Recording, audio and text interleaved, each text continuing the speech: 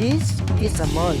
And this is me. For the next 24 hours ay dito ako titira. Dito kakain. Dito ako matutulog. Pero ang tanong, saan? Sa KCC.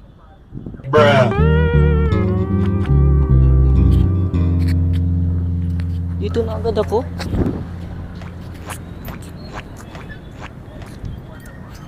Ang magiging kalaban ko lang sa challenge na ito ay ang mga guard at ang mall hours dahil 9 AM to 10 PM lang ang mall hours nila.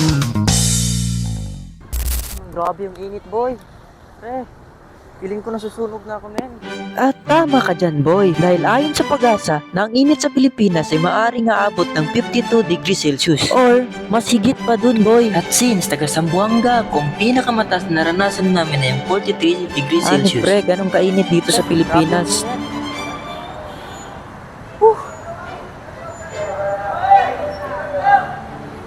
Sobra. Magandang hapon, Pilipinas, at ayon po kakapasok lang po ng balita na ayon sa pag-asa ang init sa Pilipinas ay maaaring aabot ng 52 degrees Celsius at mas higit pa dun. Kaya ayon sa eksperto, kinakailangan natin sa isang araw na uminom ng madaming soft drinks. Ay, tubig yun, boy, tubig. Ay, tubig pala, tubig. Tubig yun, bro. Basta, yun na yun. Anyway, balik tayo sa KCC. Let's go. Ang oras natin ngayon, guys, ay 12:33. And the timers start now. Let's go.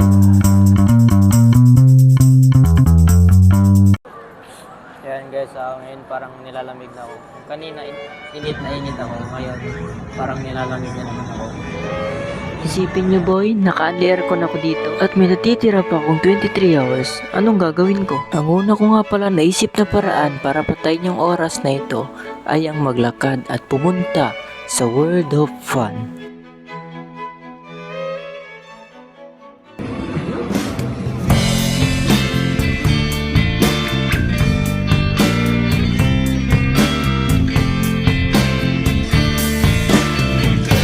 Curry spins, step back long three-pointer, puts it in.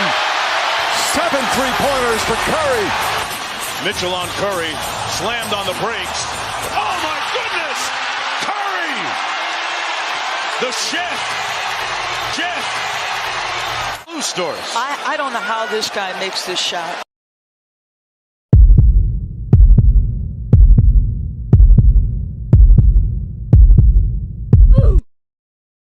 I don't know how this guy makes this shot. Davion.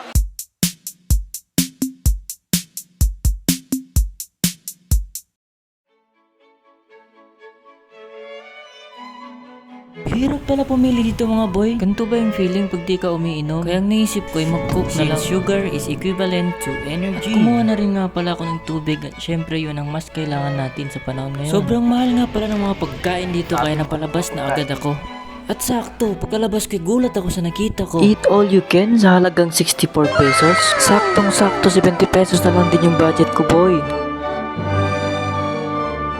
Since 2 PM pa lang sila magbubukas, ang ginawa ko ay nagpila na lang muna sa labas. Pero buti na lang 2 minutes na lang ako maghihintay.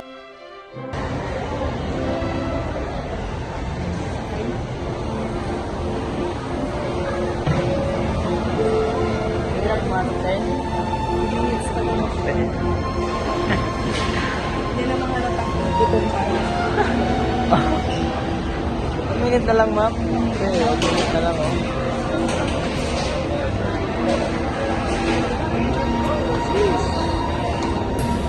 Okay, it's time to eat mga boy. Unang tingin ko pa lang sa pagkain ay alam ko nung sarap to. Kaya ito na, sa halagang 64 pesos ay titikman na natin. Let's do this. At sa unang tikim ay bigla akong naalala. Naalala ko nung bata pa ako. At pagka-uwi ko sa bahay ay nakahanda na yung luto niya para sa yung panahon na pagod tayo galing sa laro. Pero pag uwi natin sa bahay, nakahanda na yung pinakamasarap na luto ng nanay natin. Yung luto ng nanay natin ay hindi lang basta luto. Ang luto na yun ay may kasamang pagmamahal at pag-aalaga sa atin. At sa oras na to ay biglang pumasok sa isip ko na sana may babalik ko pa yung mga panahon na yun. Good old days.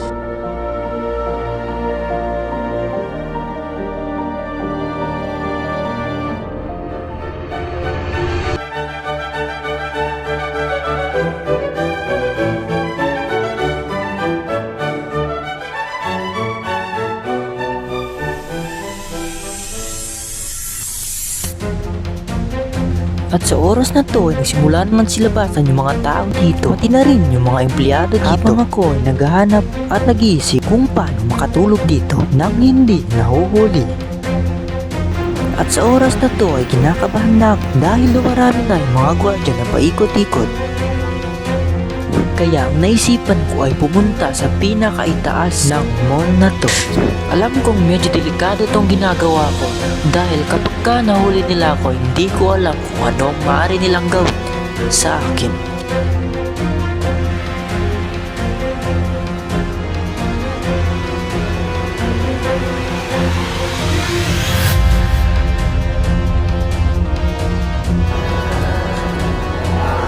Kabahan ako yan.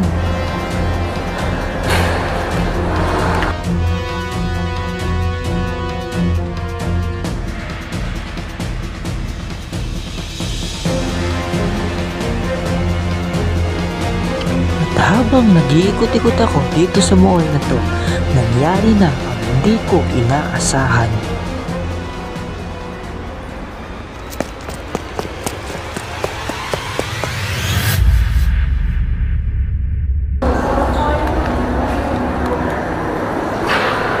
Ano bang laman sa bag mo? Sir? Anong laman sa bag mo? Sige po. Sige po, sir.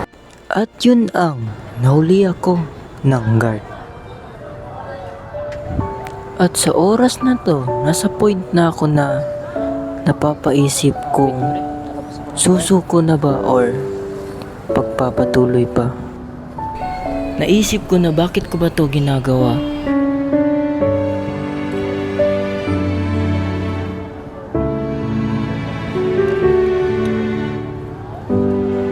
Pero isa lang yung sinabi ko sa sarili ko, pangarap ko to at kailangan kong ipagpapatuloy. At ito, sabi ko sa sarili ko. Hindi ako pwede sa bubuhay. Let's do this.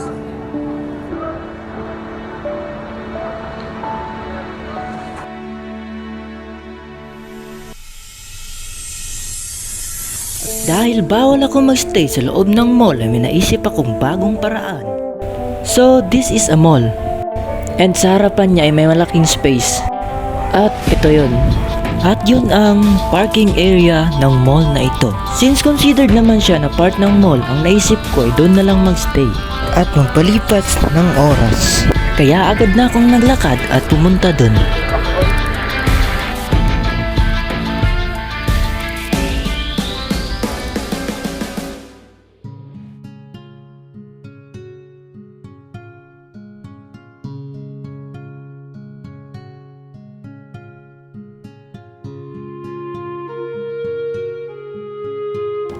Yan yung KCC guys, oh. Yan yung mall. At nandito ako ngayon. Nandito ako ngayon sa parking space. Teka. Lalaki ko.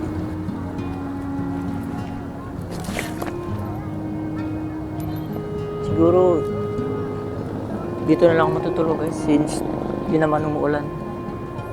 Mas mahangin.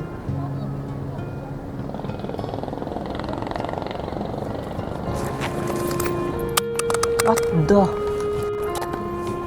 Shit, okay ka lang baby.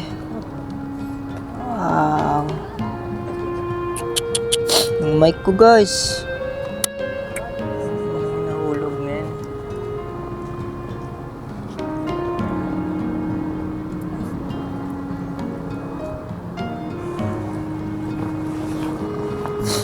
So we still have 12 hours and 48 minutes. At pagkatapos ng lahat na nangyari sa araw na ito, na-realize ko na habang tayo nagrereklamo na sobrang init sa loob ng bahay natin, pero ang hindi natin alam ay meron pang mas naiinitan sa atin na nasa labas. Paano na lang yung mga tao na araw-araw nagsasakripisyo at lumalaban sa buhay para lang sa kanilang pamilya at tinitiis yung kahit gaano kainit ng araw. At kung isa ka sa mga tao na yun, ay saludo ako sa iyo boy. Kayang-kaya natin to. Alam ko, malalampasan din natin ang lahat ng to. At ito isang mahalagang paalala na dapat tayo magpasalamat sa kung anong meron tayo.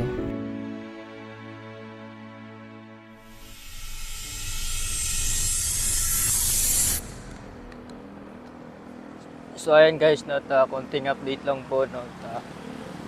Pinalis ako ng guard doon kasi bawal daw matulog doon. Well, bawal naman nata talaga matulog doon. Ngayon, problema ko ay saan makakahanap ng matutulugan. Time check guys, time check.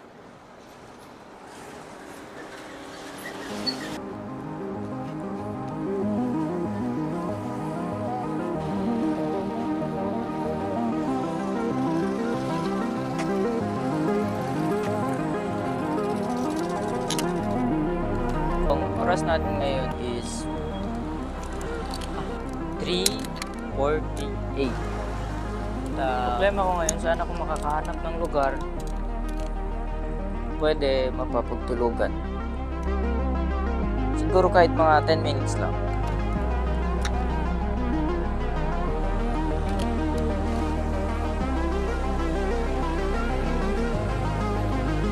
Ay, si Casey si Boy.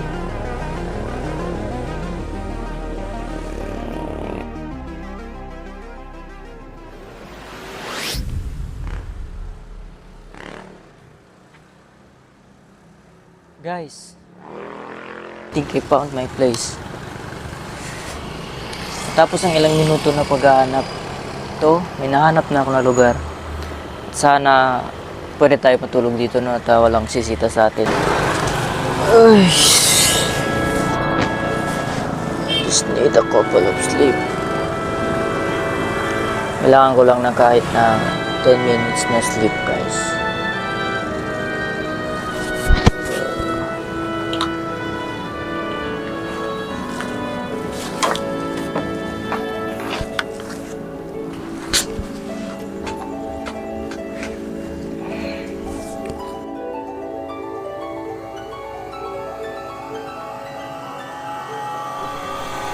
Good morning, sleepyheads! Today is a brand new day. Ito yung araw na malapit ko nang matapos yung challenge na ito. Ang sasabi ko lang ay hindi siya ganun kadali at talagang napakahirap. Dahil bukod sa nahirapan na ako maghanap ng matutulugan, ay unti-unti na rin nalolobat ang aking mga cellphone. Pero after all, sobrang saya ko na nagawa ko yung challenge na ito. Para sa pangarap talagang gagawin ng lahat. And speaking of pangarap mga boy, nakita ko nga pala dito yung matagal ko nang pinapangarap. Yun ay ang kamera. Napapaisip na lang talaga kung kailan ko kaya ito mabibili. Pero alam ko na mabibili ko rin to. Maybe not today, and maybe not tomorrow, and maybe soon. Alam ko na mabibili ko rin yun. Kaya kung isa ka rin sa batang katulad kong nangangarap, huwag tayong mawalan ng pag-asa boy, dahil habang may buhay tayo, makukuha din natin yung mga bagay na gusto natin. Konting tiyaga at sipag lang, yun lang kailangan natin. At lahat ng yun ay magbubunga.